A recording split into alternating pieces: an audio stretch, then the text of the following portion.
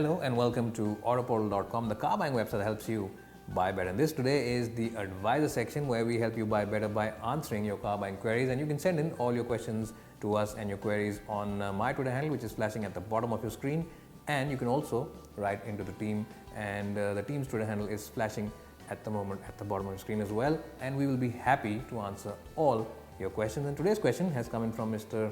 Ramakrishna, who writes into us and asking us about which is the better car to choose between the Dzire, the Amaze and the Aspire, and he wants to drive the car primarily in the city, about 75% in the city and 25% on the highway, and he wants a petrol car, which means he won't be driving a lot.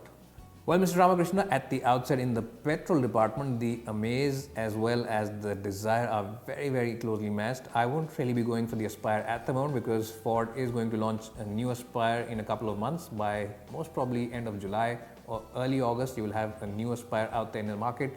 But out of these two, it is the Dzire's K-Series engine which has a slight advantage over the Amaze's iVTEC engine. And why do I say that? Well, simply because the K-Series engine on the Dzire has a little better grunt in the lower end of its RPM band, which means that it is slightly better for drivability. It's only by a margin, it's only a cat's whisker, but the K-Series in my book is slightly ahead of the iVTEC 1.2 on the Amaze in terms of drivability, slow speed drivability in the city. But that said, if you want a car for highway use and if you want a car for those long highway trips, then the Amaze has slightly better stability on the highway. So it is, of course, choosing between a city car. But that said, it is the Amaze which has a big advantage over the Dzire, and that big advantage is that it has a massive boot. Yes, the Dzire doesn't match up to the Amaze when it comes to boot capacity. The Amaze's 420 liters is not only better than the Dzire, it's a whole lot better than every other car in this category. So if you are someone who goes